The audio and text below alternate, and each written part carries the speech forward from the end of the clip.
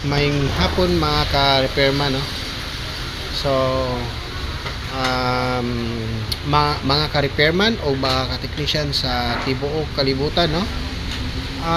Aduna po tay na-receive na usa ka wall fan, no? So no power siya. So atong balikon nga una gyud nato buhaton, check ginato ang iyang power cord, no?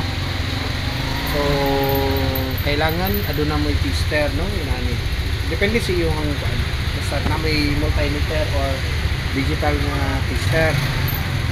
So sa pag-check na to, good ang iyahang wire, then paano dita kanang move na po dito sa lain. Na-check na to nga adunay problema sa iyahang thermal fuse mga Itong i-reset. so mao lang kadto mga ka-repairman, mga technician, mayong hapon tanan.